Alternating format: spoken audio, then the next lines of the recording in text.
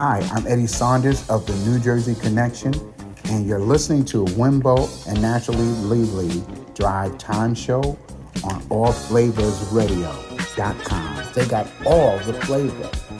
All the flavor. Keep it locked right here, and don't touch that dial, please. They tried to bury me, but they didn't know I was a seed. Oh, yes. Yes. And a pleasant good evening to you all here on Allflavasradio.com. I am Wimbo77. I'm Naturally Lily. And yes, Naturally Lily's on the other side of the table. How are you all doing out there, beautiful people? How are you today on the 13th of April? It was quite sunny and then a bit overcast, then sunny again, right? Yeah, it's been a weird day today. It's been warm, cold, warm, cold, and yeah, just a bit all over the place, I think. Yeah, but we got through it, even though, you know, evenings, because we're returning back to the norms, as they say, that we don't have as much energy, I guess. Or we do have just as much energy, but it's just more of a get it together, get in the studio, and to really present the Let's Drive Let's Drive Time Show on allflavasradio.com. How are you all doing out there, beautiful chat room folk, tune in folk, as well as the Facebook folk and Instagram, and all you silent listeners too? How was your start end? Great set of music and shows over the start end with the DJs, and we'll be hollowing you all out very, very soon. But starting off the show, because we do have a fair amount to get through today, it is National Day today is National Scrabble Day. Scrabble? Oh, Scrabble, I do love a bit of Scrabble. National Scrabble Day. It says each year on National Scrabble Day, April the 13th, recognises a game that's played around the world, originally named Lexico, and then crisscross words. Alfred Mosher Butts. He eventually settled for the name Scrabble. Is it because his name could is basically an anagram of loads of other names? Do you think so? Tubbs. I see Stub. Yeah, Stub. But, oh yeah. Her, she. Schumer. Fred. Yeah. See, there you go. We're playing Scrabble already. We love a bit of Scrabble here. Yes, I like to go for those triple words. What, the W that's worth like 10 points? Yeah. Oh no, not the W. Well, yeah, kind of. Is it the W or the Q? One of them. The Z is quite a high score, isn't it? Yeah. On the Scrabble. So yes, we all love a bit of Scrabble. And in 2004, Scrabble was introduced or inducted into the National Toy Hall of Fame. Oh wow. So it's a toy. It's not a toy. It's really a game, isn't it? When you think about it. Well, doesn't that mean one and the same thing? Toy game? I'm not sure. What would you say out there, beautiful people? Is a toy a game? Or is a game a toy? It depends. Is a game a toy game? Because, I mean, it's more adults. Well, I guess they've got children's Scrabble, junior Scrabble. No, children should play normal adult Scrabble. Yeah. Because if we want them to say the complicated words like our word of the day, then you get them to play Scrabble. Yes. What is our word of the day, by the way? Taplesium. Okay. We'll get onto that shortly. So think about that, guys. The word of the day, we're talking about National Scrabble Day, and our word of the day today is taplesium. All right, we'll give you the meaning of it in a moment. Yes, naturally, Lily? No, sorry, my computer's just decided it wants to do its own thing. Oh dear, it's not updating, is it? I have to do mine every time I sit here, because I have one computer here that kind of drives everything, and every week that update comes up, so I must sit down and do that at some point. Yes. Yeah, so National Scrabble Day. So how do we celebrate, or how do we observe National Scrabble Day then, Lily? So it says that, how to observe. Call your friends and play a game or two of Scrabble. Mix it up too. There are several ways to play the game if you want to change up things a bit. For example, if you're spending time alone, Scrabble Solitaire challenges you at your own game of words. Another version allows players to only play nouns. What's the noun? Does everyone know what a noun is? Is it a doing word? No, noun is a title or a name. Oh, listen to that. And I was teaching English for 2 years, beautiful peeps. I said a noun was a doing word. Embarrassing. Okay, it's a title or a place, right? Or a like place, castle. yeah. So you can play only nouns, but you earn points for playing nouns that are both a proper noun and an approved Scrabble word. Oh, so they have a Scrabble dictionary then? Yeah, they must do. Okay, approved Scrabble word. Gosh, I might get into Scrabble. And I again. did not even know that you could actually play Scrabble on your own, but I guess you really think about it, you can. Twist the board and... It's a lonely place to be. Oh, mind you, you can, because I know Sam, Auntie Sam, she plays Scrabble like online, so there are Scrabble forums as well. Yeah, there are. You can play Scrabble. So yeah, but you have to wait for the other person to reply though. That sometimes gets a bit long. Oh, but it's quite fun. Yeah, it's quite fun. Yeah, and I know she's very, very smart at those kind of games. Yeah, Sam. So yeah, hashtag National Scrabble Day, and you can pop that in your socials. You know, it's one of the national days. It was also National Peach Cobbler Day. But we don't really need to try peach cobbler. Isn't it just like it's like a crumble? Kind of, but no. But is it a pie with a crumble? It's like a mashup. A mashup? From the way I have read it and looked at the ingredients and how to bake it, it's like a mashup. So you put the crumble mix in with the cobbler. What's the cobbler? So in with the peaches. Okay. And I don't know if there's syrup in it, but in with the peaches. Yeah. And you bake it. Crumble? It's not crumble, because crumble you just put on the top and you have the apple underneath. Oh, you mix it all together? Yeah, you mix it all together. That must be quite slushy. I don't know. All I know is that Michael, my wife and kids, he loves a bit of peach cobbler. So you know, it'd be nice to try. It'd be nice to try. So we're talking about National Scrabble Days, but there's so many other days that are observed on this day as well. So check it out. Hashtag National Scrabble Day. And if you have a Scrabble board and you've got time later, come on guys, have a go. I think we got one downstairs in the drawer. I need to buy one for the kids. So yeah, we've got lots of games down there. One of my favourites is Monopoly. Or the Game of Life was another good one. I love it. Yeah, I've got the Game of Life at home. I've got a Monopoly. We've lost our Monopoly. So. Awesome. You've lost your Monopoly? Long story. Oh dear. You didn't lend it out, did you? Most probably. Oh, that's the thing, when you lend things out, it's getting them back, isn't it? Forever giving. But never mind.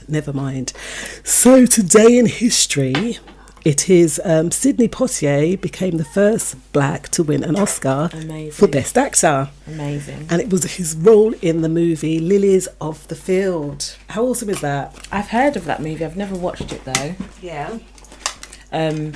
But it'd be interesting to see. It's great to see the first, because we were speaking about this the other day, how many black African Caribbean actors and performers have won a Golden Globe.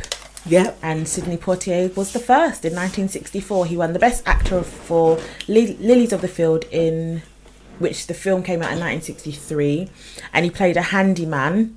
Oh, I think I've seen this. He played a handyman help a group of German-speaking nuns build a chapel. And then he also got he received an acclaim for Porgy and Bess in 1959, A Raisin in the Sun in 1961, and A Patch of Blue in 1965. So he had did very well in his career. So he set the precedent, didn't he? He really set the precedent. And he was born in Florida in 1927, which makes him, what, 94? He's 94. I thought he was... Wow, he's really getting on, isn't he? I've not seen him like out and about. Well, obviously we've been in lockdown for a whole year, so we've not really seen anybody. Bahamian, he means he's from the Bahamas. Yes, and he is the Bahamian ambassador. Oh, lovely. Yeah, he's an ambassador for the in Japan. Yeah. Yeah, he's an ambassador to Japan. It's very strange. So we watched this geography program on YouTube, and a lot of the Caribbean islands have Asian countries as their like best friend, so to speak, their go-to country. That's amazing. And I mean, Japan, Really good. Bohemian ambassador, because he's, I think he's native to the Bahamas. Yeah. So that's why they had him on as an ambassador for that country. So that's wonderful, really, really good. And Sidney Poitier, I mean, he's a great actor. He'd done quite a few acclaimed other parts. I think he was in one with Lulu, where he came to this country. He's worked with British stars as well. Okay. And Dear Sir, I think it was, he done two of those films. Yeah. Where he was a black teacher in the school. Amazing. And they went in, and obviously the dynamics and all that stuff, because in 1964 again, was that still a time of civil rights? Yeah, civil rights movement. Still a time where Martin Luther King. Yeah, lots of new things coming out and fighting for lots of other things. Because I think on this day for in Black history was quite difficult. There wasn't much. And it's funny when you look for UK Black history, it's even harder to find dates and times. But I guess we're getting better. It's just a matter of finding it all. Yeah. And then compiling it as well, because it's nice. It's lovely to see that they are making and have been making waves in the United States, but here as well. We have lots of activists, we have lots of actors, we have lots of people that have made a difference in this country as well. Yes, we have. So it would be nice to know of these still ones. Are making a difference. Yes. Actually, currently being quite involved in a lot of speaking out moments. Yeah. And it's funny because I was looking as well for the verdict of the George Floyd. That's still in process. So I saw something yesterday, and they have basically, I'll read it word for word. It says, "We are sorry. U.S. government awards George Floyd's family $27 million for his untimely death caused by the police officers, an incident that caused worldwide demonstrations. President John Biden had to kneel down in front of George Floyd's son to ask for forgiveness." The court case is still going on. I mean, a 2-month-long court case for a video that we all saw live. Not live, but we all saw what happened. There was another one last night that was murdered as well. Yeah, they took up the gun by accident, was what I heard, instead of the taser. It was an accident. But why will they be taking the taser out? They asked him to get out the car. Do you know what? I can't. Yeah. So the court case is still going on. They've paid the family because apparently the money makes up for the fact that they killed George.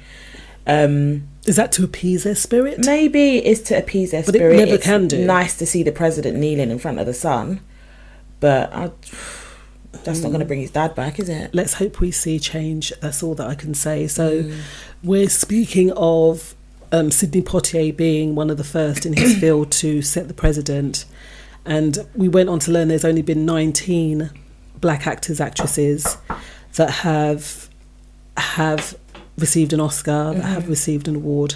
It needs to be a lot better than that. Okay, so questions that we are putting out today are: what are the traits of a toxic mother?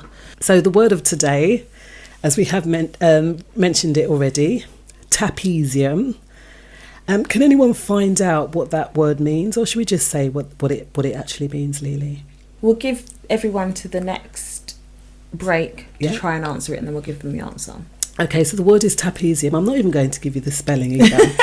I'm going to make it a little bit harder for you, okay? So the word is trapezium. What is the meaning? And it is actually a noun. That's what I'll give you. It's a noun. All right, so trapezium, that's our word of today. So breaking news, Lily. The volcano in the Caribbean islands and St. Vincent has erupted. It's been dormant since 1979.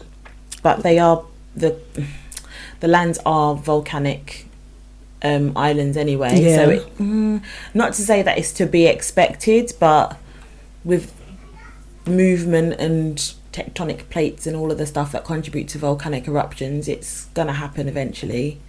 But I know that there are a few organisations at the moment that are doing relief work for families that live in the island St. Vincent and the Grenadines. I can't give direct names because I can't remember who they are, but if you Google is your friend, you will find out where they are and what they're asking for. So it'd be things like food and maybe clothing and just a few toiletries and stuff to help the family members out that might need it. Yeah, it says UK SVG combined response to La Soufrière eruption. Yesterday it was on 75,000. I think they've raised so far 96,000. Okay.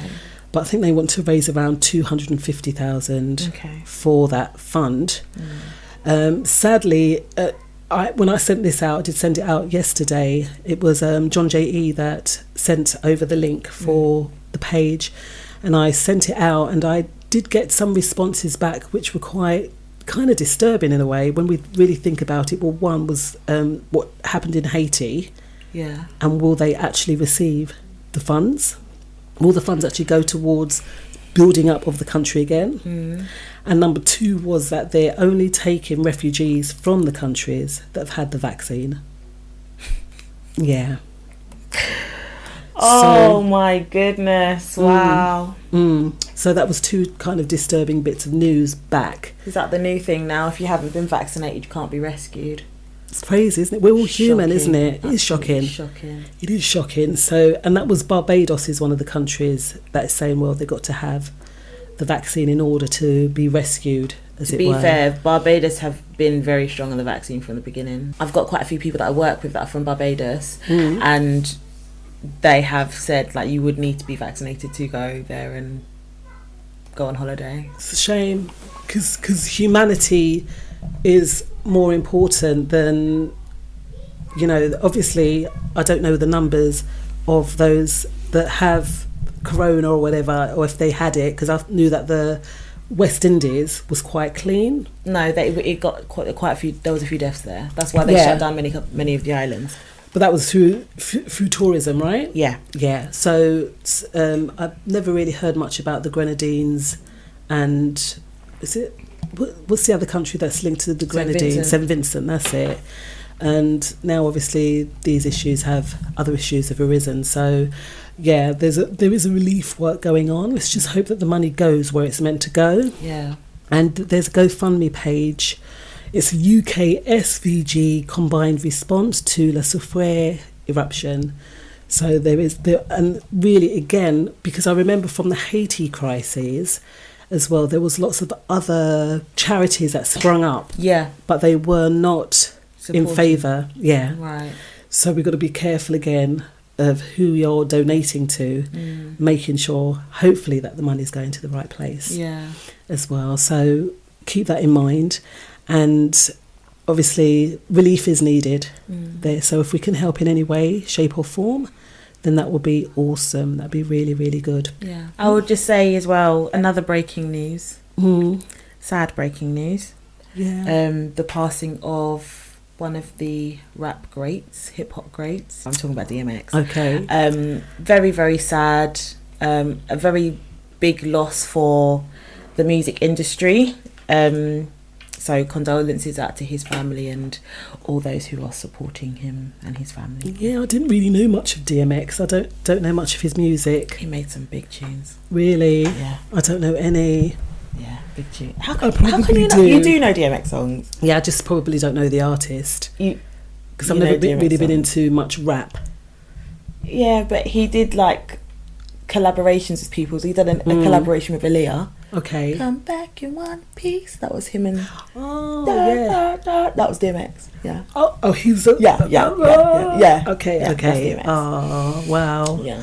It's funny because the family now are claiming, because when they said that he passed out, didn't they? And initially, then he was in hospital. No, they said he had an overdose which caused a heart attack. Okay. And he was in a vegetative state. Yeah. That was the initial report. Yeah. However, his family are saying otherwise. Yeah. So his family are saying that, again, it was the vaccination that he had, and that is what caused. So, see, lots of things up in the air. And even when it comes to the royal family, won't harp much on it. But I always thought that Prince Philip had passed away a long time. So when I heard the news, it wasn't really news. No comment. No comment. Okay, that's okay. Lily's not going to comment on it. But I thought he was gone from a long time, beautiful people. I really did. So who knows? None of us He's knows. been sick for quite a while. He had a heart condition that he had treated in February, I think. But he's been sick since last year, start of pandemic. Wow. But yeah. Wow. Well, condolences out to the families. But again, going back to that young fellow that was brutally ploughed down yesterday as well, condolences out to that family. It's just one bad thing after another sometimes when we think about it, as well, food prices soaring and hitting, it says nearly a 7-year high as well. Wow. So much going on in the world, beautiful people. But one of the good things is that we are well and truly into coming out of this horrible situation we found ourselves in over the past year, and looking back really to getting back to some form of normality. Yeah. Yeah. It'd be nice. Yeah. Not that, I mean, travel today was horrific, but just the thought of being able to meet up with your loved ones and go and chill in the park or in the beer garden or, somewhere with your peeps, it's something to look forward to, isn't it? Awesome. So and singing, we'll get back to the gigging as well. Yay. Gigs, we've got one on the 24th actually coming up. It is an online one, but it's just kind of getting back into the flow. So we're looking forward to that as well. So beautiful people, we've noted that it is National Scrabble Day. So grab a friend or grab a board if you have one at home and have a game of Scrabble. Hashtag National Scrabble Day, as well as Sidney Poitier being the first Black Oscar winner in 1964, and breaking news. Now, don't forget, remembering that trapezium is the word of the day. We will see y'all in 5. Stay there. We'll be back after these. My name's Phil. My name's John. I'm 19 years old. I'm 19 too. I've got leukemia. I've got leukemia. Chemotherapy didn't work on me, nor did radiotherapy.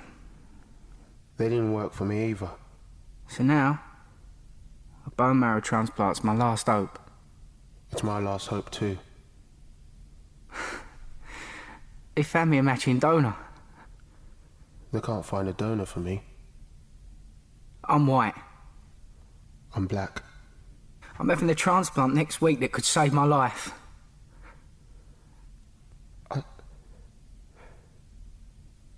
There are 24 times more white people than black on the UK Bone Marrow Register. If you're black or mixed race, join the register today.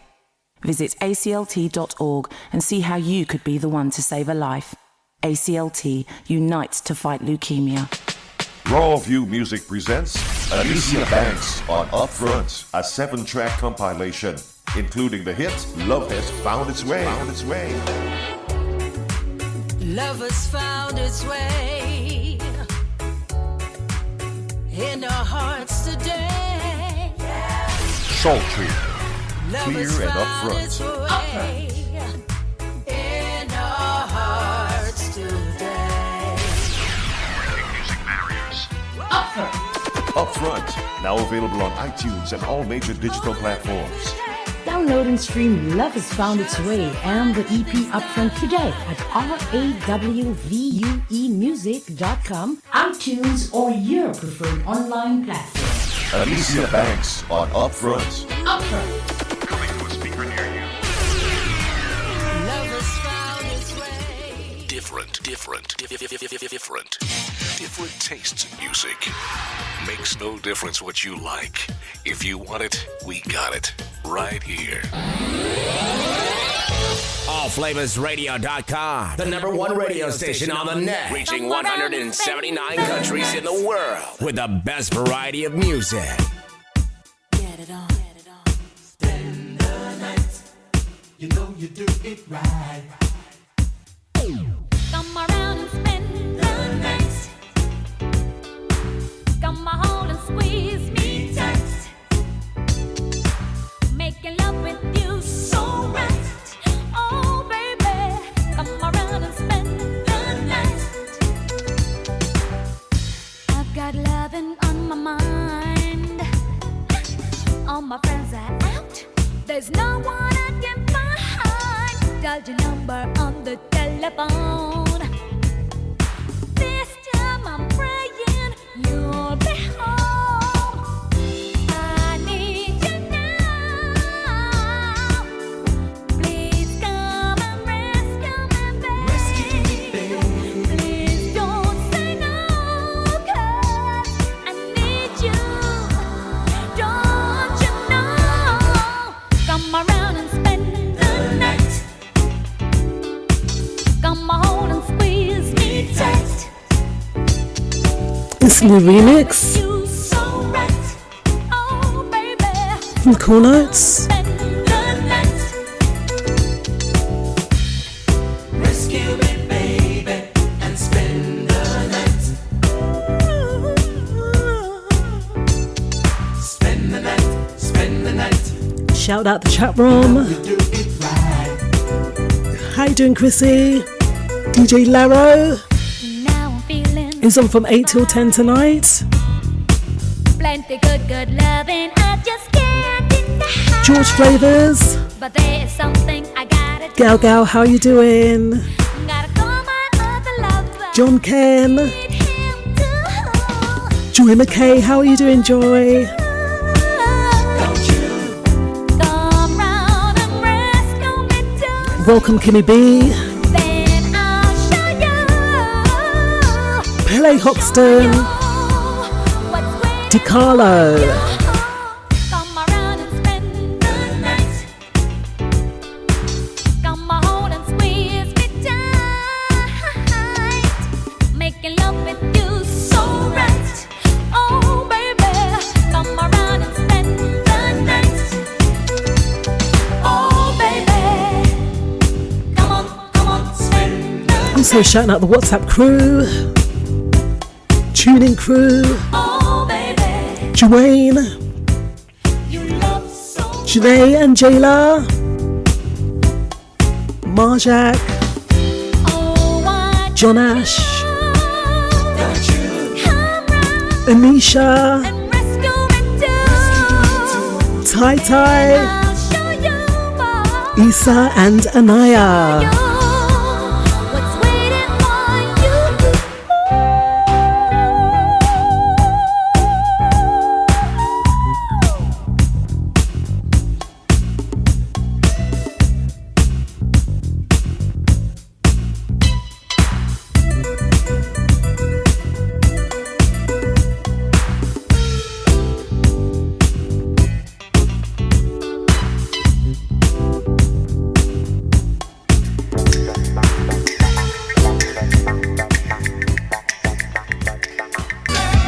Sounds of Luther Vandross in the early days.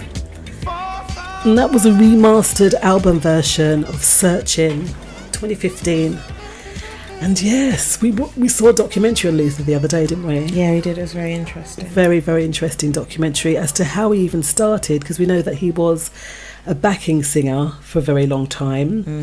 And yeah, the way that I think they asked him to actually sing on this album, but they asked him to sing lead. Yeah. He did, and that's what changed his whole career.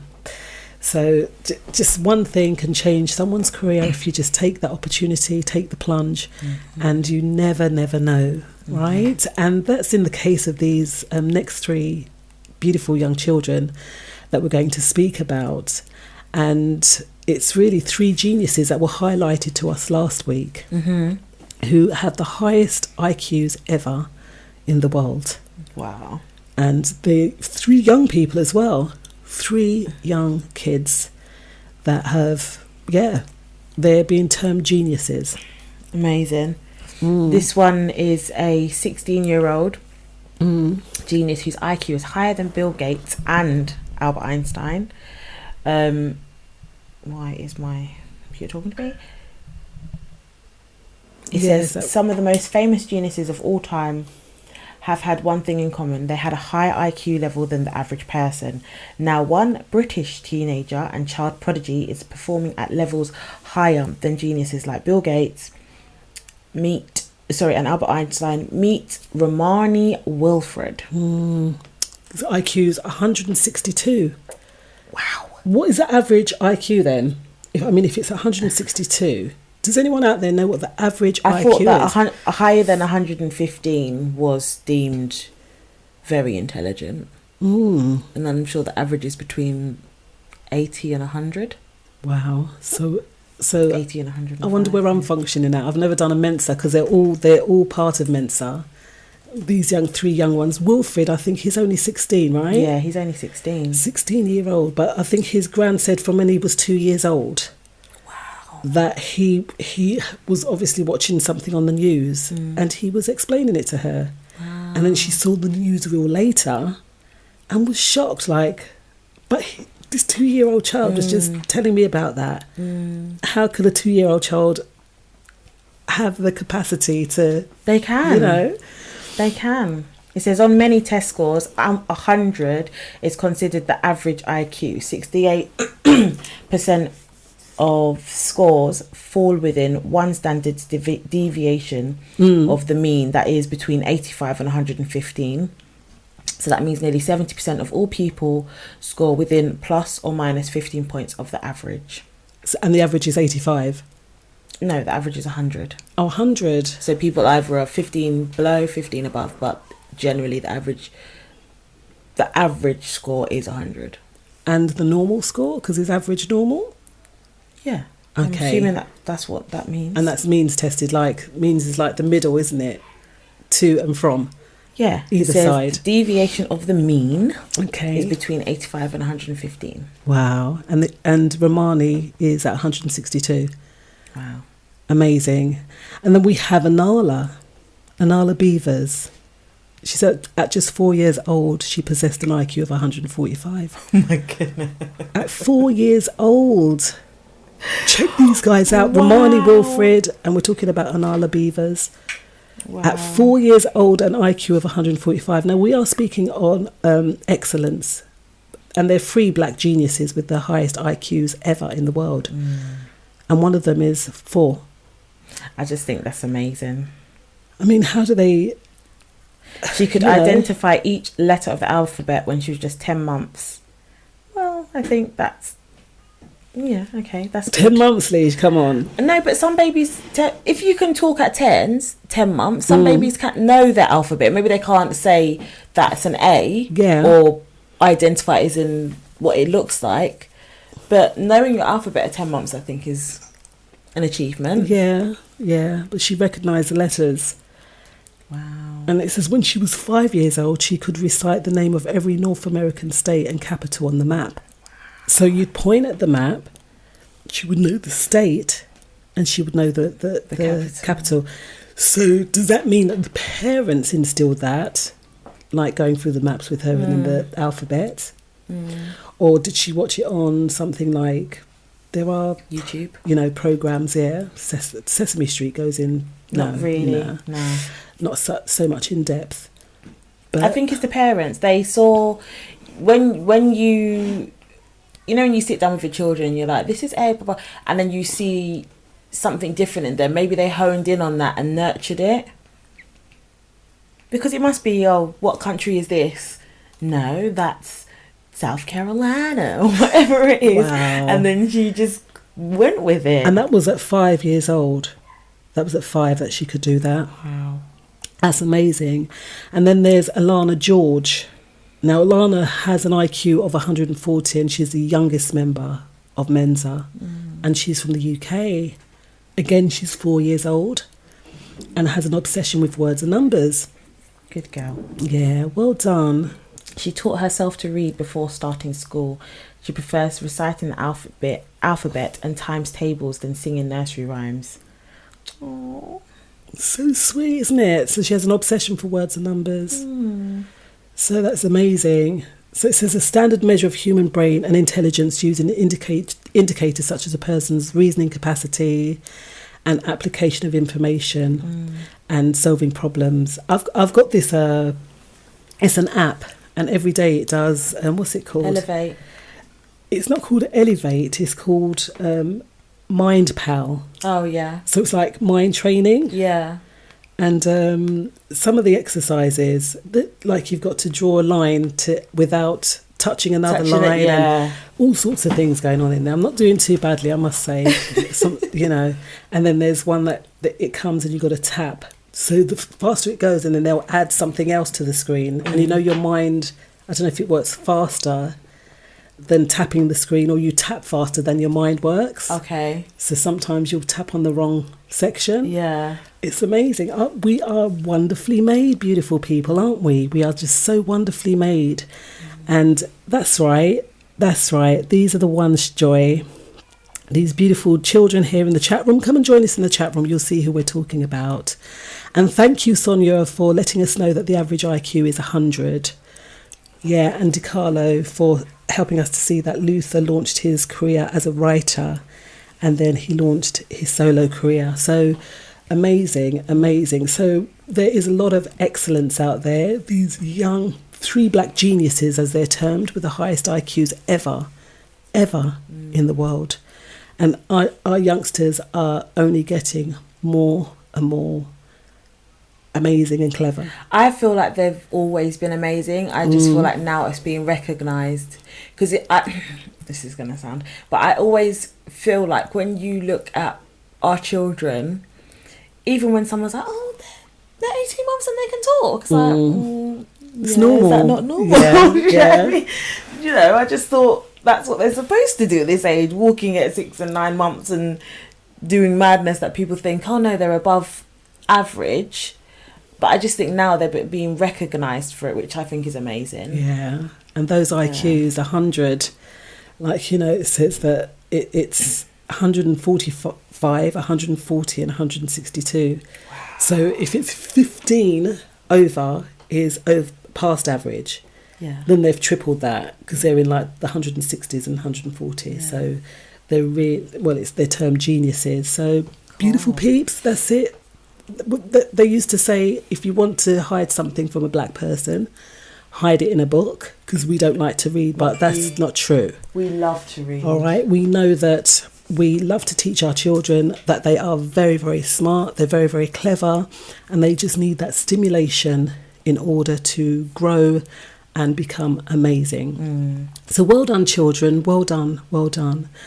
So going on from that, in speaking about this, their parents must have obviously spent a lot of time with these youngsters. Yeah.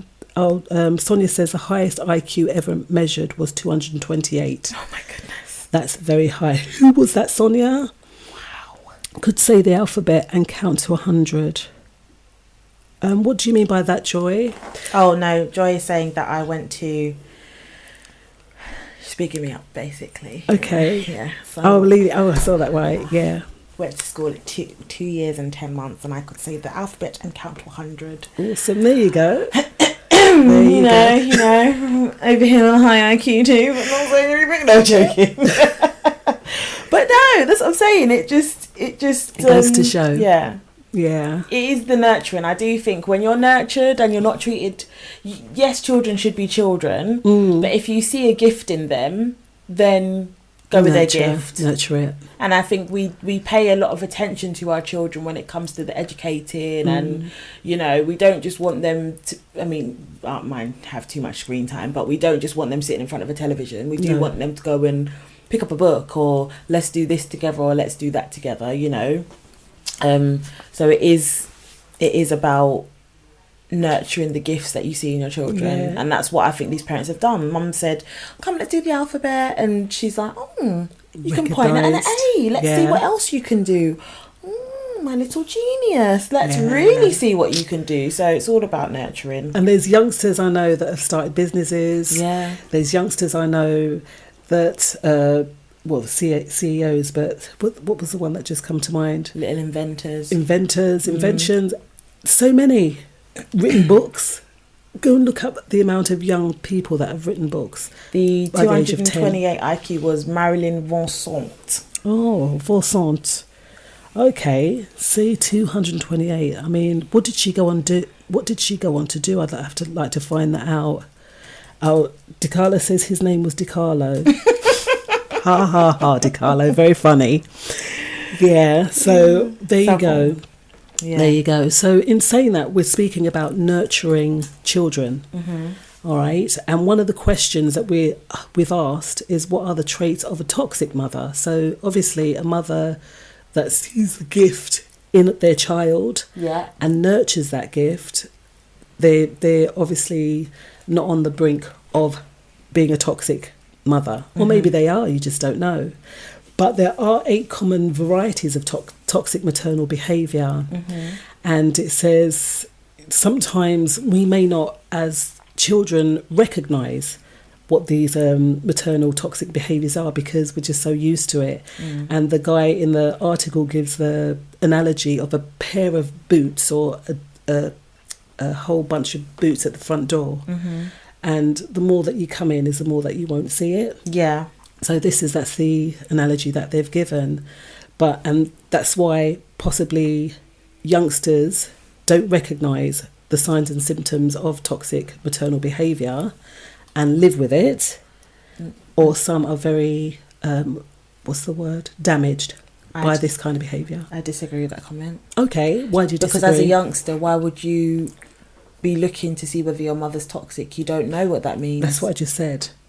In the sense of, like, some people, they'll rationalise as they get older, because they've become so used to it that they don't know what it is. So not as a young person, but as an adult, they they rationalise it, do you mean? Yeah, but some young people will recognise, because when we go on and look at the behaviour, then it can't be normal.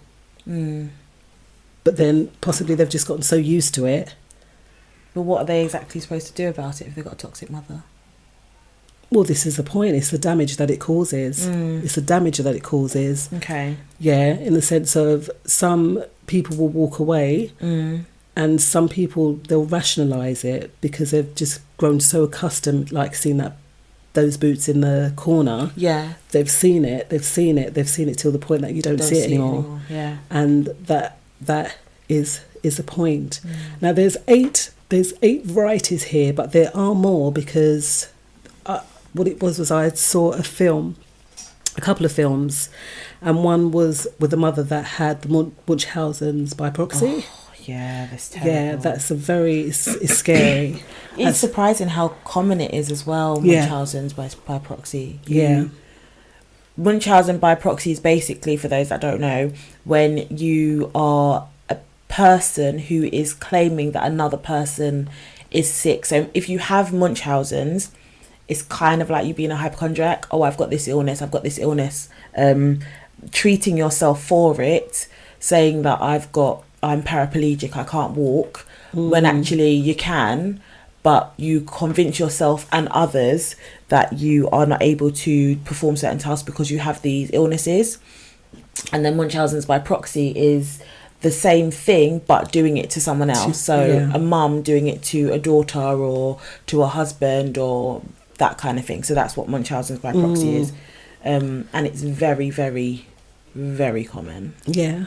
Eminem talks about it a lot in his raps. Wow. And we just kind of like, oh yeah, sounds really good, not realising what he's talking about, you know. I was looking for songs that kind of related to the topic. And it was bizarre because obviously we're looking for black singers and artists that would write like that. Yeah. But it was mainly white artists that were writing about the mums and, I hate you, but I love you at the same time, and all these kind of titles.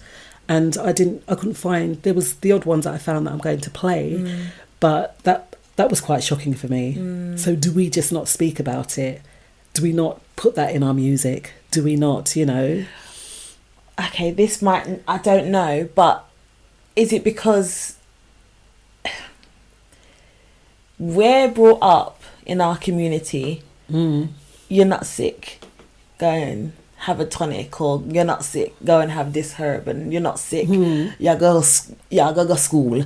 Yeah. And if you're sick, then we'll send you home, That's what we grew up as, whereas the others, maybe not so much. The others found that attention was received when they acted ill.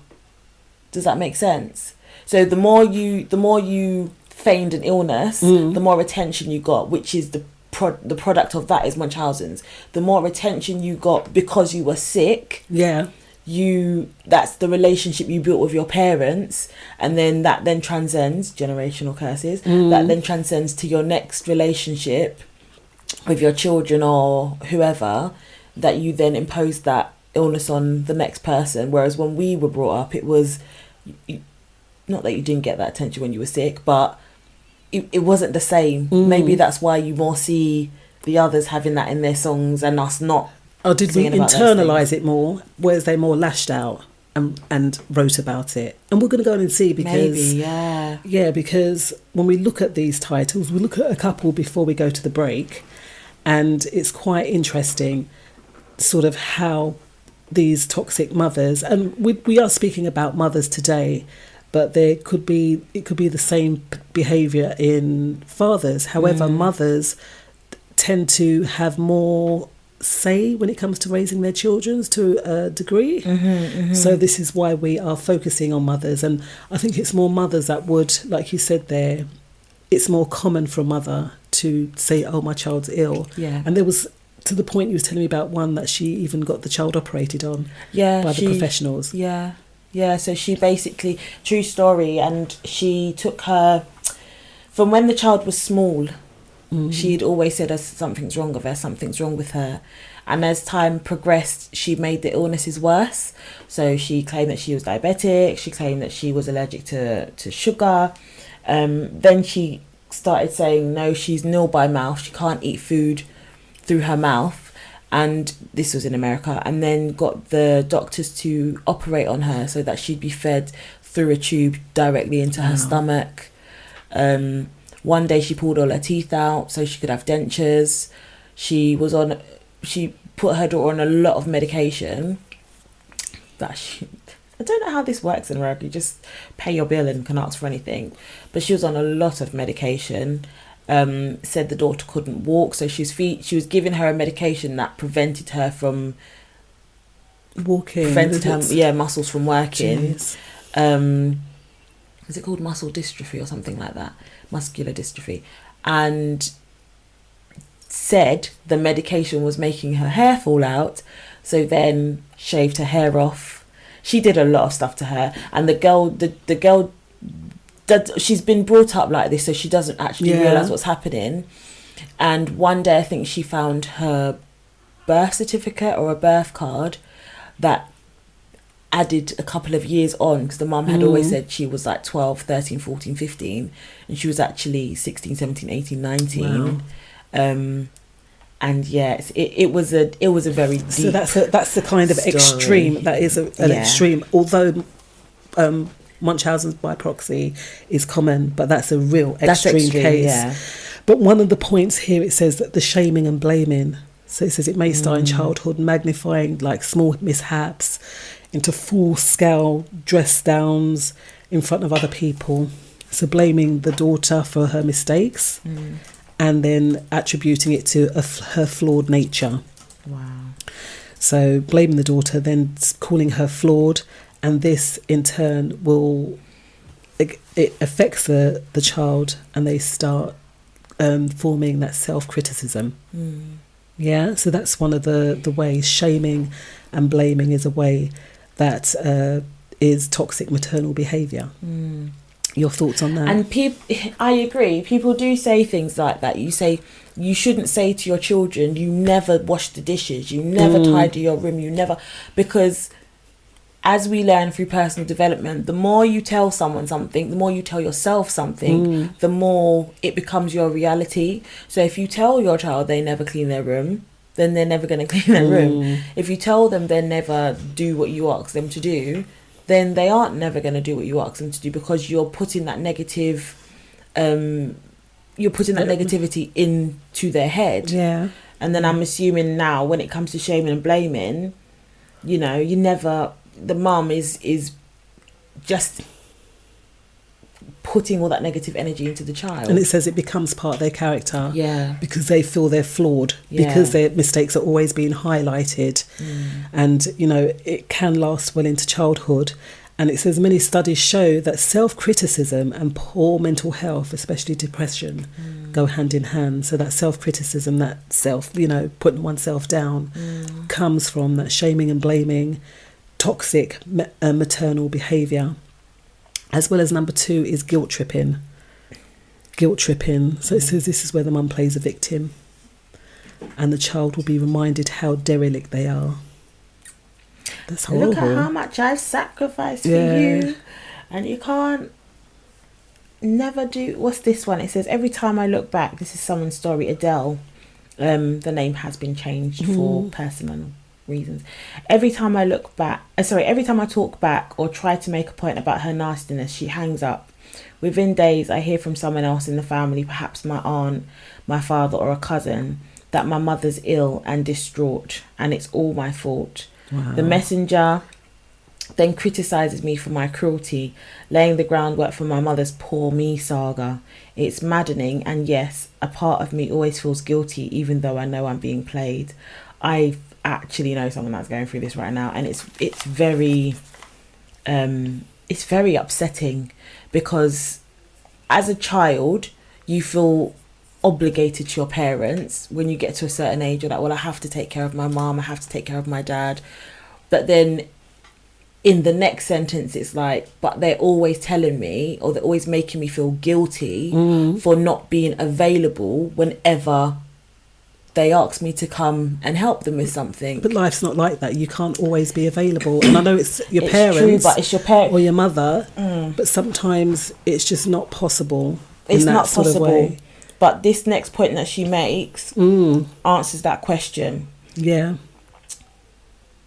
Guilt is reinforced by cultural expectations and biblical commandment. I am a spiritual person. I go to meetings, I believe in the Bible, A, B, C, D, E. But I do feel like Christians or Muslims or whatever religion you are, they always use this honour thy father and thy mother, and it shall go well with you. You know, your parents, whatever they say goes. And even in abusive relationships between the parent and the child, that is the reason why you're supposed to go along with the abuse, because, well, the Bible says it. Honour, yeah. God says you need to honour your father and your mother. But actually,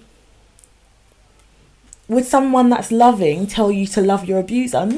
He would not tell you to honour that person that's physically abusing you or mentally abusing you. And guilt trip. I think that's the worst. I need you to do this, and you're never there when I need you. But last week when you asked me to take you to all your hospital appointments that were half driving all around the road, I was available.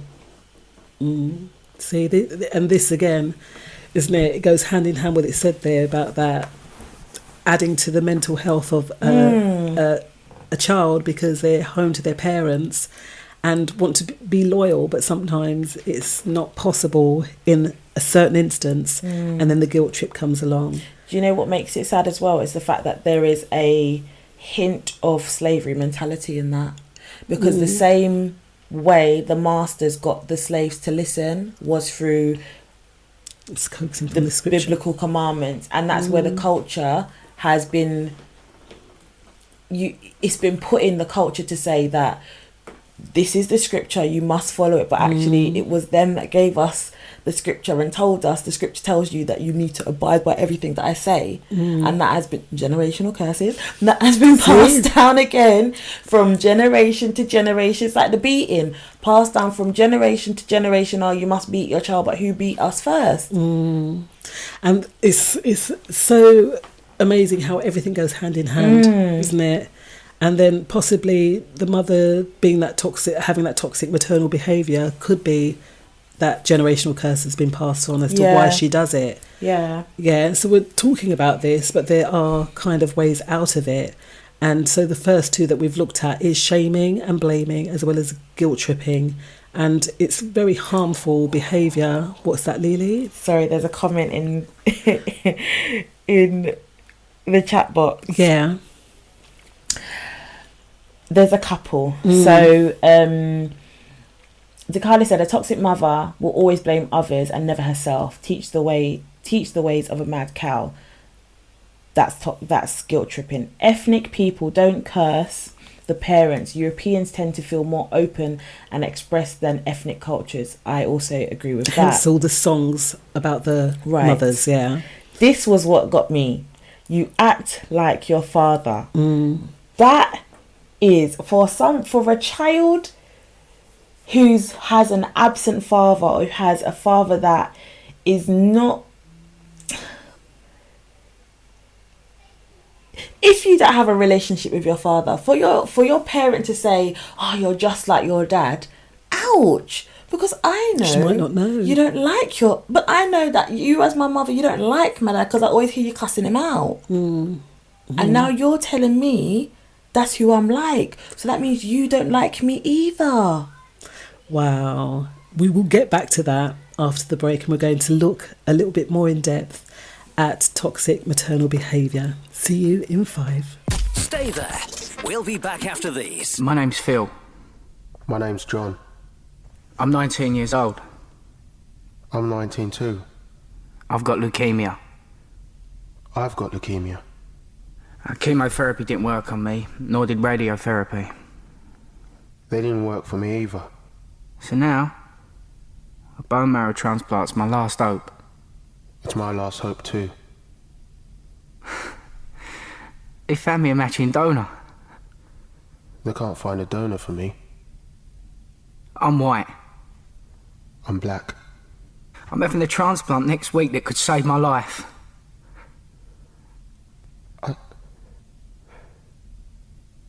There are 24 times more white people than black on the UK bone marrow register. If you're black or mixed race, join the register today. Visit aclt.org and see how you could be the one to save a life. ACLT unites to fight leukemia. Raw View Music presents Alicia Banks on Upfront, a 7-track compilation, including the hit Love Has Found Its Way. Love has found its way in our hearts today. Sultry, Love clear has and found its upfront. way in our hearts today. Music barriers. Upfront, now available on iTunes and all major digital platforms. Download and stream Love Has Found Its Way and the EP Upfront today at rawvuemusic.com, iTunes, or your preferred online platform. Alicia Banks on Upfront. Upfront. Coming to a speaker near you. Love has found its way. Different tastes in music. Makes no difference what you like. If you want it, we got it. Right here. Allflavasradio.com, the #1 radio station on the net, reaching 179 countries in the world with the best variety of music. The sounds of Sister Sledge, we are family. And we're discussing the traits of a toxic maternal behaviour, and are there such things as we're seeing and looking at how certain things can affect young people in childhood due to having toxic maternal mother. So we looked at first shaming and blaming as well as guilt tripping, but the next trait, Lily, is playing the comparison game. Why do you laugh? Because I don't know if it's playing a comparison game, but at times I need to check myself. Really? Yeah. Wow, what do you mean? Like, for example, oh no, look at that one, they're sitting there getting ready to do whatever, or look at that one, they're jumping in the bath and you're just not. Okay, so not in those words, but... So is it favouritism or favouritism then? It's not favouritism, so I don't have a favourite. Right. You can't have favourites. But it's here termed as parental differential treatment. So treating the youngsters or treating the children differently. Yeah. Or comparing one to the other. I saw the comparison, but I have seen, not in myself, but I have seen occasions where one of my gets treated differently than the other by family members. Really? So, I mean, we're talking about maternal mothers, but I guess that could transcend into grandmothers as well, right? Yeah. Because it does make the point there that you could have a child that's an only child, but the mother will find some way to compare you to either a cousin or even a neighbour. Yeah. Right? So that's, look at Johnny over there, he's doing such and such. And again, that affects you as a child. Such and such daughter just have a she just get a big house. Such and such just married. Yeah. Yeah. Yes, a comparison, not a good thing. And again, it brings down youngsters' self-confidence. It can affect them in many, many ways. So that playing that comparison or having favouritism in the family is not a great thing. I don't even think it's from the children when they're a child. I think even as an adult, the comparison game is just, it's a no. Yeah, I love what Sonia said. She says that she agrees with DiCarlo. We all have toxic traits we need to be aware of. So as parents, I mean, listening to this, and I know that it's like, what are you talking about toxic mothers for? Or, toxic maternal behaviour for? But it's quite surprising that we might personally have these things within ourselves. Yeah. So it's a matter of being self-aware, drawing attention to it, and changing the behaviour. And it doesn't mean you're a toxic parent if you are, oh gosh, I've just realised that I compare my children. No, it's not saying that. It's saying if you're identifying these things as some of your traits, perhaps there's things that you need to do to change it. And when you do see someone saying to you, maybe you shouldn't talk to your child like that, not being quick to jump on the defence and say, but it's my child, who you telling... What you're telling me, what I know how my children should be raised. It's true. You do know how your children should be raised. But those people that are saying to you don't always say no, or you're constantly negative. Don't say to your child, you always do that. Or don't say to your child, you're just like this, because that does instill in them negativity and it will grow with them. Yeah. So definitely. It's just it is exactly what Sonia says. It's about recognizing in ourselves, do I possibly do this sometimes? Maybe I need to check myself. Definitely. So the next one is covert or passive aggression. So it says a mother may display passive or covert aggression towards her child. Most of the behaviours listed here don't involve screaming or yelling. Yeah, but they've included that in there because children's development is directly affected as to how parents relate to each other. We heard that song from Pink, and you saw the effect of her as a child, hearing her parents fighting and arguing. It affected her to the point that she ran away. Yeah. Mama, please stop yelling or stop crying. I can't stand the sound. So she's not yelling, she's crying. Yeah. So it's very interesting because these are all sort of psychological ways of manipulation to a degree, and it does affect the youngsters. And I find it interesting when people say, they say don't argue in front of children. Oh, but I don't argue in front of my child. They're in the other room. They're in the other room, but they can hear you shouting through the walls. Yeah. And I know it's very, very hard sometimes to be the person that, we in our house we don't really shout and yell and we don't argue loud. If we have a disagreement, we have a disagreement, but we don't really argue and don't do that. Your children will hear you, and then when you are upset, your children feed off of that emotion. Yeah, exactly. When you are angry, your children feed off of that emotion. So it is being aware of how you are carrying yourself around your child as well, because that can be you're not saying you're a toxic mother because you're being evil to them. It can be toxic, just the environment they're being raised in can be toxic. And it says here that young adolescents exposed to open hostility continue to internalise their feelings by the 7th grade. They were anxious, withdrawn and had trouble sleeping, and they were also depressed. So 7th grade is like 11 years of age, right? Is that 7th grade? That's after coming out of primary school. First year, secondary school. So it says adolescents exposed to more covert type of parental conflict had trouble regulating their behaviour, like paying attention in class. They were aggressive and were prone to breaking the rules. Yeah. So the ones that had hostility, they internalised, and the youngsters that were exposed to covert is like insidious, like probably just undercover kind of. Yeah, undercover stuff. That they more had behavioural problems and had trouble paying attention in class and were more aggressive. So that was covert or passive aggression towards children. So, next one's gaslighting.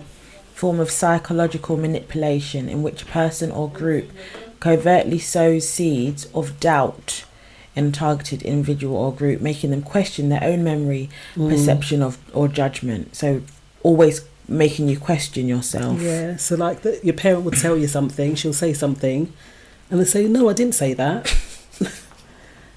That's scary. That scares me, that does. Oh, gosh. To think that, so make promises, and then say, I didn't promise you anything. Yeah. Or that's passive, that's gaslighting. That's why I just feel like you don't promise things to your children. If, Mummy, I want to get a pony. Oh, okay, when you're 12, we'll get you a pony. Children remember, Yeah. And then you turn around and tell them at 12, no, I never said that. I know that's like a really terrible example, but just, you don't promise your children things. Unless guaranteed, stamp duty paid, you're going to get it for them, or you're going to come through with what you've promised. Yeah. Don't make promises you can't keep. But it says it's a form of psychological manipulation.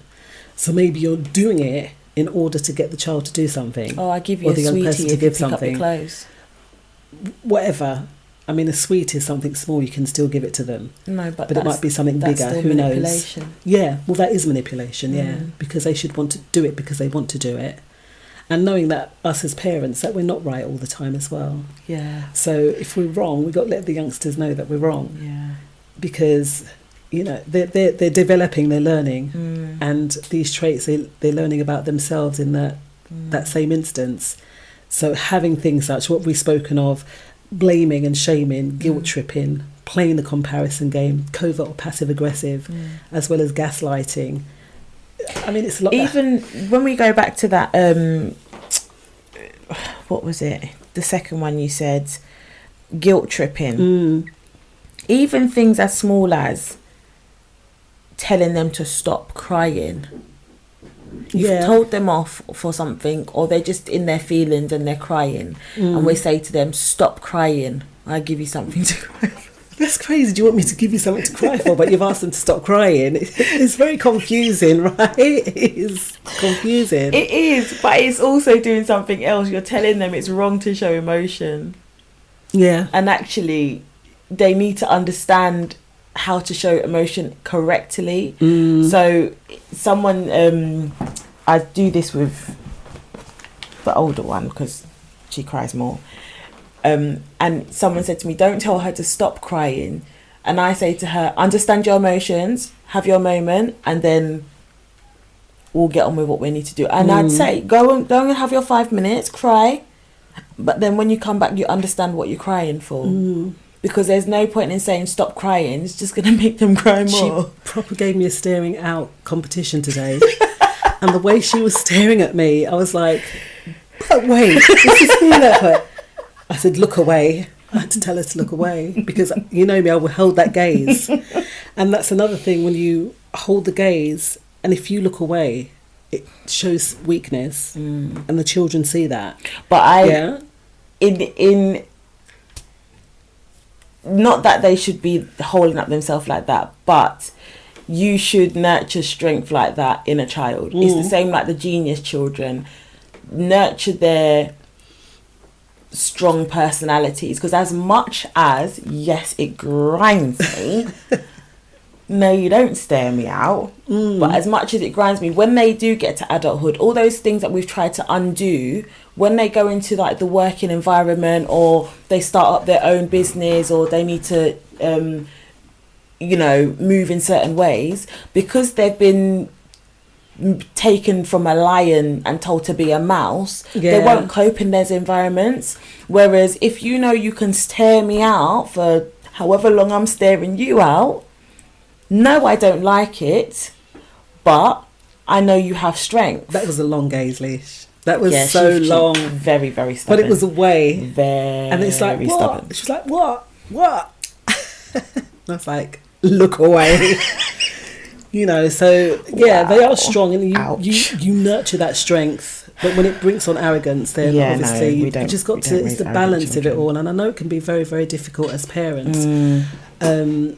not to do certain things. But I mean, when we look at these traits, because they are varieties of poor or toxic maternal behaviour, these are things that we don't want to be instilling in our youngsters, into our children, because it does have an effect on them, us as parents, us as mothers, because like was said, mothers have a very big role in a children's life. Yeah, so we want them to say, oh yeah, my mum, she was whatever, but not to see her kind of in a bad or poor way. Like the next one has a narcissist. Narcissist, yeah, that's quite scary, being a narcissistic parent, so marginalising or mocking. So mothers are high in control, so really controlling mothers or narcissist mothers. And a narcissist has an inflated sense of their own importance and a deep need for excessive attention and admiration. All right, so troubled relationships and a lack of empathy for others. That is what a narcissistic mother is. They orchestrate the relationships among and between the children in the family. That's what favoritism. So it links with the comparison, the favoritism. Making one child the butt of family derision is another way of keeping everyone in line. So playing you off of one another. So you hate your brother because you're trying to impress your mother. Yeah, and I've read a book. It was Ugly. I think it was Ugly. Bristow. I think that she ended up being a barrister. But that's what her mother was like. So she didn't have sheets on the bed. She'd wet the bed. So you see, when they're treated in a certain way, then it has a knock-on effect as to the behaviour of the child. So yeah, she was very badly, poorly treated, ugly, as well as a child called It was another book. But that child was really badly treated. That mother was narcissistic. And it was only one child that got treated like that. Do you know what I don't understand about all these people, all these mothers, is as a mother, you are programmed to be nurturing. You're programmed to care for the child that you carried for 6 to 9 months. I'm just going to say 6 to 9 months because not all mothers carry full term. How do you become evil? Like, I'm using a strong word here, but how do you become evil? Even the mothers that adopt. I've seen one instance where the mothers adopted children and treated them appallingly. And it's like, but you wanted them. But did they? Or did they just want someone to treat badly? Or have How that do you control become a over? person, Because though? when we look at narcissism and that inflated sense of their own importance, maybe that was the reason why. You know, they wanted that attention and that admiration. That could have been another reason why. We don't know the reason why people do things. A child is not brought into this world to admire you. No. A child, they didn't choose to be. You chose to bring them in. Most of us chose to bring them into this world. Yeah. They didn't come here for you. You brought them here. We're stewards. We are stewards over them, and we want to not have those toxic traits. But sadly, there are young people that are treated in this way. And I mean, we're doing a show speaking about toxic mothers, and obviously we might second guess and question ourselves. Oh, am I such a way? And we spoke. They're highlighting about Munchausen by proxy, and that's like an extreme case of toxic mother or toxic parenting. but these things do happen. So sometimes it's just good to throw it out there so people are aware of these things. And I know within black households, a lot of this stuff does go on, Lynch. Yeah, it does. A lot of this goes on. And it's just, again, being self-aware of all this. So scapegoating then, tendency to blame someone else for one's problems. So blaming the child, oh, I had you and I didn't want you, and because of you, I'm within this position. Yeah. Because of you I struggled, because of you we're not a family, because of you. Yeah. If it wasn't for you coming along, things would be different. Words that I don't think any parent should say to their child. What are your thoughts out there, beautiful people? Give us a call. 07895 134 713. That's 07895 134 713. And we are very close to the end of the evening. It's gone very, very quick tonight. So we're not able to speak on that second topic. So we'll cover that next time. So blaming our children for our own problems. Like everything we do in life it's a choice.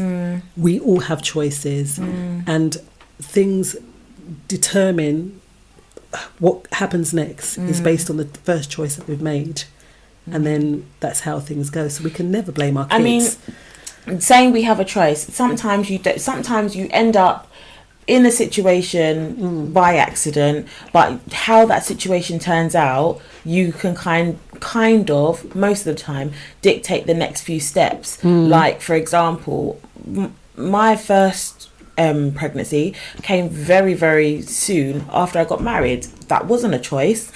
That was an accident. But it was a good accident. Not an accident, but as in, it wasn't the plan. Yeah, it wasn't planned. It wasn't the plan. The plan was to be established, work everything out, and then, okay. But that is not how it happened. Yeah. But we chose to make the situation different. Would not blame my child for the fact that certain things happened the way they happened, because how did they cause that? I don't understand. How did you cause this situation?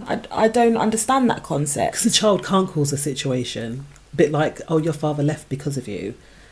But how? He left because he wanted to leave. Yeah, exactly. But a mother, a toxic mother wouldn't see it that way. Dependent on her mindset, she could be a narcissist.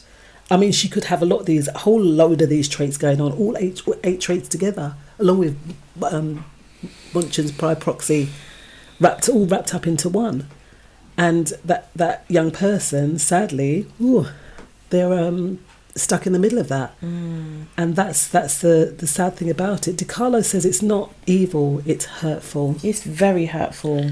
Yeah. It's hurtful to even read these things. I know. To even read that I just want to go and hug my child. It's to read that people are treated like this and then understand why they act a certain way when they grow into an adult. It explains why some people that I come across act the way they act, why they are, they're lazy because their parents put so much pressure on them to support them in the time when they're outside of work, that when they come into work, they just can't.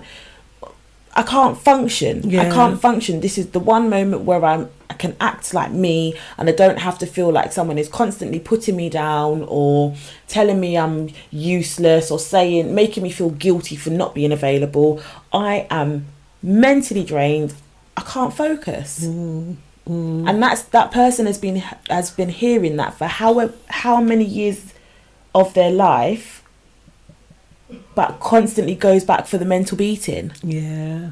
And like you said earlier, it is abuse. It really is. The last one we're looking at, beautiful people, is stonewalling. And that's a refusal to communicate or cooperate. That must be one of the worst. Like your mum not talking to you for weeks because you didn't wash up the dishes or something. It could be something very minor. It could be something... Well, it's all minor when it comes to young people because you're still growing and still learning. So, yes, refusal to communicate or cooperate with a child, My panic... Sorry, I've just seen this sentence. The silent treatment as my mother practiced, it was terrifying. It could go on for days, which is pretty much an eternity when you're a 6 or 7 year old. Oh, that's awful. She looked right through you like you weren't there. And it felt as if I had disappeared from the world. I did what I could not to anger her and to stay out of her line of sight. I said little and did less because I was afraid. My panic attacks when a teacher called on me started in high school, and it was a therapist who connected my fear of speaking up or asserting myself to my mother's treatment when I got to college. Wow. See, so it does have such a bad effect, a really, really bad effect on the young person. She had panic attacks. Your mother is meant to be nurturing, the one that nurtures, and the one that wraps you up in cotton wool and says everything's gonna be okay kind of person. Is that in an ideal world? In an ideal world, I mean, you can't do that all the time. No one can be wrapped up in cotton wool, but it is shocking that, like, how are you giving your child a silent treatment? I mean, I've had moments when I've just been like, please, I need my space, and I'll lock myself in the bathroom for an hour. But how are you giving your 6-year-old silent treatment for days? I've got a 6-year-old. She felt like she was invisible. They do talk a lot, and they need your attention. How can you ignore that for days? She was 7, Leash. So it's a bit like walking on eggshells and trying to do nothing in your power that will upset your mother in one way, shape or form. That must be very, very, like, yeah, it would make me panic. And especially as a female, like you're like Jayla says it a lot. She's like, "Mummy, I just want to make you happy." I'm like, oh, okay. Like, yeah, have those moments where they're actually saying what they're trying to do. So, but if you're just ignoring that, but you got to be careful with that as well. Got to be careful with that in the sense of being a people pleaser. Yeah, that, and I just want to make you happy. You've got to let them know that the happiness does lie within them. But it's nice to make other people happy as well. It's nice to make people happy. But just recognising that, you know, that you don't do things just to make people happy. No, but I'm saying, like, as a mother, knowing that your daughter looks up to you, that must mean you're doing something right. Now, if they want to look up to you, or I can't fathom ignoring my child for days. Well, this one does. She did, and that's again another trait. So I think Sonia's highlighting. She says, I think that some mothers are too self-centered. They feel entitled, and when they don't get it their way and foul their manipulation game, they can become very malicious and evil. Some use the kids as excuse for their behaviour, but if it was for the kids, they would take themselves back. Yeah. And then John says, cycles can be broken, just need the right help and guidance. Should never think it's hopeless. And not for the child, but can these mothers be helped? Sorry, but I just, you know, when you just hear some stories and you understand why the outcome was the outcome, because the mother was just awful. And like, remember Antoine Fisher, the foster mother? Yeah. And it's just, what do you say? But it was the mother and the daughter. They were both abusive, weren't they? And even to the point of sexual abuse.